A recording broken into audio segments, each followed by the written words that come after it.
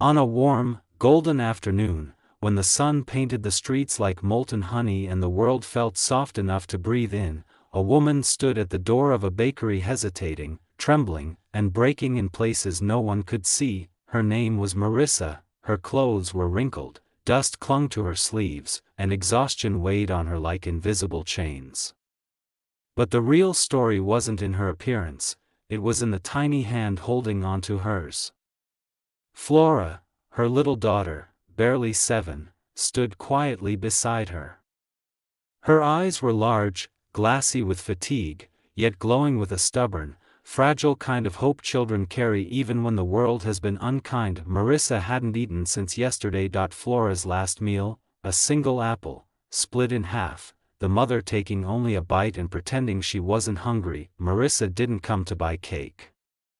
She didn't come to choose pastries or point at things behind the glass. She came for something far smaller, far more heartbreaking, something expired, something thrown away, something others wouldn't miss, but she didn't know that someone else stood inside the bakery that day.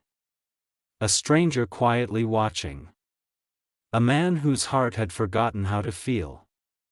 A man whose life was buried under wealth, silence, and a loss so deep it had frozen every warm part of him. And when her trembling voice filled the bakery, something in him broke, not out of pity, not out of charity, but out of a painful recognition of a suffering he once knew too well. This is their story, emotionally rich, cinematic, and deeply human. On Riverside Avenue, where golden sunlight spilled across the pavement like warm syrup and birds settled lazily on telephone wires, stood a small bakery known for its soft bread and sweeter memories. 2 steps inside and the world smelled like comfort, fresh dough rising, sugar melting, butter sizzling on hot trays. For most people, it was a place to treat themselves, but not for Marissa. For her, it was a place she almost didn't enter. She stood at the door for a long moment, frozen like a shadow cast against the bright world behind her. Her shoulders sagged as though carrying years' worth of invisible weight. Her clothes were tiring, threads worn thin, and dust streaked across the fabric like faded scars. Hunger hollowed her cheeks, but dignity kept her chin lifted, even if only barely. Beside her, her daughter Flora clutched her hand tightly. The little girl's eyes darted around the bakery, widening at the sight of pastries glistening like jewels. She didn't reach, didn't ask, didn't even whisper a wish. Kids like her learned early not to ask for things happiness was wrapped in. The bell above the door jingled softly as they stepped inside. It was a happy sound, but it hurt Marissa's heart. Inside, everything seemed too beautiful.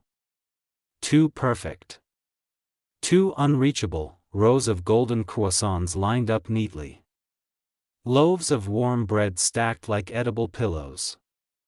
Cakes decorated with swirling cream and fruit that looked like it had been painted with sunlight. Marissa lowered her eyes. She didn't belong here, but hunger had forced her past the threshold. With shaky steps, she approached the counter. The employees, who were wiping trays and arranging pastries, lifted their heads. Their smiles were polite at first, then uncertain. Marissa swallowed, her throat dry. "Do you have any expired cake?" She forced the words past her lips. "Anything that you throw away. Anything that I can give my daughter. She hasn't had a treat in months." Silence fell like a heavy curtain. The employees exchanged awkward glances. Rules. Policies. Company orders. None of them knew what to do. They wanted to help, but they were afraid of consequences. Marissa felt her chest tighten painfully. Shame crawled up her spine. She wished she could grab Flora's hand and run out before tears betrayed her. Flora tugged her sleeve, her gaze drifted toward a strawberry-topped cake behind the glass. Beautiful, bright, and impossible. Marissa looked away quickly, but someone else had been watching from the corner of the bakery. A man, tall, quiet, wearing a simple gray suit that tried and failed to tone down his presence. Roland Vance, one of the wealthiest entrepreneurs in the city, though no one here recognized him today. He didn't want them to. Today he wasn't a business tycoon, he was just a grieving man trying to enjoy a slice of blueberry pie he always bought on Sundays because it reminded him of someone he had lost, his wife, and his little daughter. They were gone now, taken in an accident that had carved a hole in his life so deep, nothing, not even his fortune, could fill it. For years, Roland had walked through life like a ghost wearing a suit. His heart had frost on it. His smile felt borrowed. His emotions lived in locked rooms he had thrown the keys away for, but today something changed. When he heard Marissa's trembling voice, it struck something raw inside him. Something that hadn't moved in years. A mother, a child, hunger, desperation, love. He saw his past reflected in their present, not their poverty, but their fear of losing what they loved. Roland watched as the staff hesitated. Watched as Marissa swallowed her pride. Watched as Flora silently admired the cake without daring to dream of tasting it, and something inside him, something buried under grief and silence, cracked open. He stepped forward, not dramatically, not loudly, just quietly, like kindness often walks into a room. He approached the counter and said, "Can you please pack that vanilla berry cake? And 2 hot meals. And some pastries. And the sandwiches, please." The staff blinked in surprise. It was a large order. They hurried to pack everything, grateful for a distraction from the uncomfortable tension. Marissa watched, confused. When Roland turned toward her, she straightened instinctively, ready to defend herself from judgment, ready to endure whatever lecture came next. But instead, he gently placed the large bakery bag on the counter and nodded to the cashier to hand it over to her. No speech, no pity in his eyes, no superior tone, just simple, quiet humanity. Her hands trembled as she accepted the bag.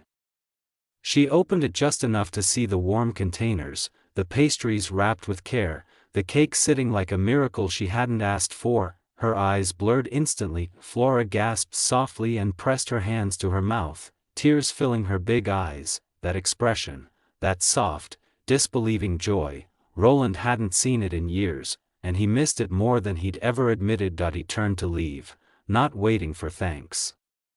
He didn't want the attention. He didn't want a video. He didn't even give his name, but as he reached the door, a quiet voice stopped him. "Thank you," barely a whisper, soft. Cracked. Full of sincerity, Roland turned. For the first time in years, he smiled, a real smile, warm and human. "Take care," he said simply. Outside, the sunlight felt softer. The breeze gentler. The world less heavy. Behind him, Marissa and Flora sat on a bench by the window. Their first bites were small, almost hesitant, as though they feared the food might disappear if they enjoyed it too much. But bit by bit, warmth returned to their faces, life returned to their eyes, and Roland watched from a distance, not wanting them to see him marvel at the sight of their healing. He realized something profound. Sometimes, the universe doesn't need grand gestures. It needs one quiet moment of compassion delivered at exactly the right time. That afternoon, inside a small bakery on Riverside Avenue, 3 broken souls brushed past each other, and each walked away a little more whole.